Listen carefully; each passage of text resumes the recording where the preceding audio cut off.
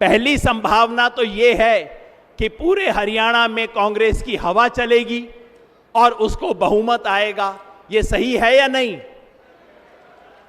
फिर बोला कि भाई दूसरी संभावना क्या है?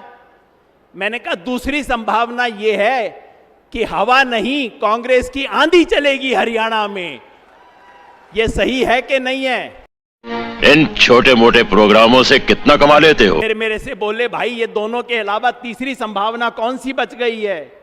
मैंने कहा तीसरी संभावना ये है कि सुनामी चलेगी यहां पे कांग्रेस की। अब आप बता दो, हवा चलेगी आंधी के सुनामी? कितने तेजस्वी लोग हैं हमारे पास, कितने शानदार विचार रखते हैं। क्या हुआ, आप लोग जा रहे हो क्या? हाँ जी जा रहे हैं। क्यों, अभी नहीं रुकना? वो सीटें आई नहीं है तो हमारी पेमेंट कर दी उन्होंने। वो कह रहे हैं आप जाओ, हमें पिछली दफा बुलाएंगे आपको। अच्छा, क्या कह रहे हैं, जा रहे हो? हाँ जी, ओके ओके जी। देखिए ऐसा है, कौन मुख्यमंत्री बनेगा हर आदमी की आकांक्षा है। शैलजा जी भी बनना चाहेंगे, क्यों नहीं, मेरी बड़ी बहन है। चौधरी भूपेंद्र सिंह हुड्डा जी भी बनना चाहेंगे। हम तीनों के अलावा कोई और साथी का भी राइट हो सकता है, और आप प्रजातंत्र है ना। आखिर में ये निर्णय राहुल गांधी जी और खड़गे साहब करते हैं। जो वो निर्णय करेंगे वो हम सबको स्वीकार्य हो। नमस्कार दोस्तों, आप देख रहे हैं भारत की बात। हरियाणा इलेक्शन 2024 में जीत बीजेपी के नाम दर्ज हुई और यह अभी तक ऐसा कभी नहीं हुआ कि किसी भी सरकार की हैट्रिक लगी हो। बीजेपी ने तीसरी बार लगातार जीत के साथ हरियाणा में तीसरी बार सरकारें बनाने जा रही है और अपनी हैट्रिक भी। इस बीच जो चर्चा में है वो ये है। बहनों और भाइयों, मैं एक जमाने में चुनाव की भविष्यवाणी किया करता था। लोग मेरे से पूछते थे, इसलिए आज भी पूछते हैं, योगेंद्र जी बताओ इस चुनाव में क्या होगा? मैंने कहा जी इस चुनाव में तीन संभावनाएं हैं। पहली संभावना तो ये है कि पूरे हरियाणा में कांग्रेस की हवा चलेगी और उसको बहुमत आएगा। ये सही है या नहीं? फिर बोला कि भाई दूसरी संभावना क्या है? मैंने कहा दूसरी संभावना ये है कि हवा नहीं, कांग्रेस की आंधी चलेगी हरियाणा में। ये सही है कि नहीं है? इन छोटे मोटे प्रोग्रामों से कितना कमा लेते हो? फिर मेरे से बोले भाई ये दोनों के अलावा तीसरी संभावना कौन सी बच गई है? मैंने कहा तीसरी संभावना ये है कि सुनामी चलेगी यहां पे कांग्रेस की। अब आप बता दो, हवा चलेगी आंधी के सुनामी? कितने तेजस्वी लोग हैं हमारे पास, कितने शानदार विचार रखते हैं। कांग्रेस की हवा आंधी और सुनामी तो चली नहीं, बल्कि कांग्रेस की हवा उल्टा निकल गई। इलेक्शन रिजल्ट आने से पहले कांग्रेस भाइयों ने जमकर जश्न मनाया, ढोल बाजे लगाए, जलेबियाँ खाई। पवन खेड़ा भी वीडियो में खा रहे हैं, उनके सारे कार्यकर्ता भी खा रहे हैं। लेकिन जैसे रिजल्ट आया उनका क्या हाल हो गया। देखो देखो, दरिंदगी चेहरे से टपकती है। नंबर 1 का कमीना है। छी छी छी, आंखें देखो, नीयत में खोट साफ नजर आता है, हवस से भरी हुई। क्या हुआ, आप लोग जा रहे हो क्या? हाँ जी जा रहे हैं। क्यों, अभी नहीं रुकना? वो सीटें आई नहीं है तो हमारी पेमेंट कर दी उन्होंने। वो कह रहे हैं आप जाओ, हमें पिछली दफा बुलाएंगे आपको। अच्छा, क्या कह रहे हैं, जा रहे हो? हाँ जी, ओके ओके जी।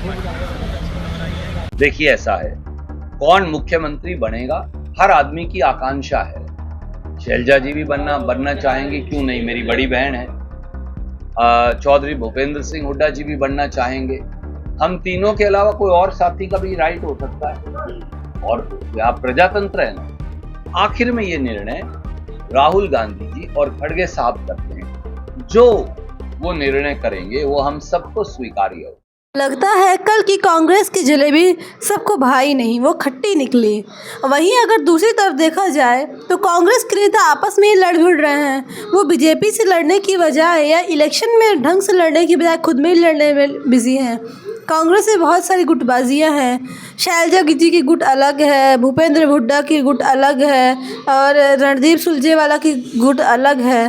तो कांग्रेस पूरी की पूरी गुट में बटी हुई है, और जब ये गुट में बटे रहेंगे तो इलेक्शन में कैसे जीतेंगे? क्योंकि कहीं भी आप जाइए, वहाँ पर यदि पार्टी में यूनिटी नहीं है तो लोगों को पता चल जाता है कि जब ये खुद ही सुलह नहीं कर पा रहे हैं तो प्रदेश का क्या सुलह करेंगे। और इस बात का बीजेपी ने खूब फ़ायदा उठाया। इवन जो वोटर्स थे वो साइलेंट किलर निकले, जो खुलकर आ रहे थे, जो कह रहे थे कि एंटी इनकम्बेंसी है, भ्रष्टाचार है, ये है वो है, तो ऐसा तो कुछ निकला ही नहीं। जो साइलेंट वोटर्स थे उन्होंने भर भर के बीजेपी को खूब वोट किया है। लेकिन इसका पता शायद कांग्रेस को नहीं था।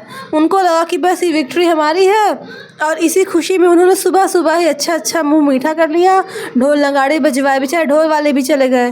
ढोल वालों ने कहा कि हमारी पेमेंट वगैरह हो गई है, हमें अब जाने को कह दिया गया है।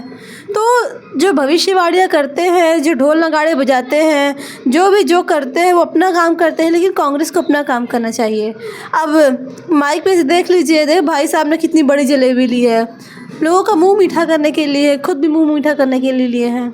अब इस जलेबी का क्या ही हो गई, जलेबी सारी की सारी तो बीजेपी में चली गई। मंत्री बनेगा कौन नहीं बनेगा, आदरणीय मोदी जी और हमारा पार्लियामेंट्री बोर्ड वो तय करता है। मैं हरियाणा की 2 करोड़ 80 लाख जनता को मैं दिल से प्रणाम करता हूं, उनका दिल से धन्यवाद करता हूं कि हरियाणा की जनता ने, हरियाणा के गरीब ने, हरियाणा के किसान ने, हरियाणा की महिलाओं ने, हरियाणा के युवाओं ने भारतीय जनता पार्टी के कामों के ऊपर तीसरी बार मोहर लगाई है। मैं हरियाणा की जनता का दिल से बहुत बहुत आभारी हूं, दिल से धन्यवाद करता हूं।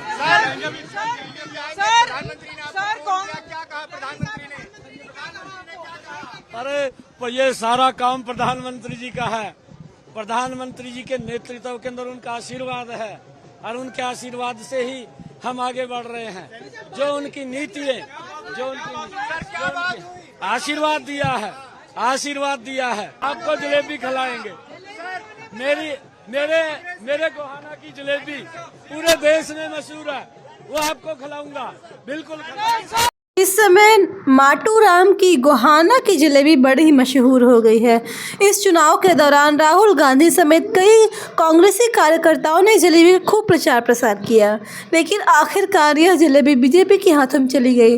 और इस जीत का जश्न जो कांग्रेसी मना रहे हैं, इस वीडियो में जो आप देख रहे हैं, इसका असली श्रेय तो बीजेपी ले गई और हारी हुई बाजी मार गई हरियाणा में।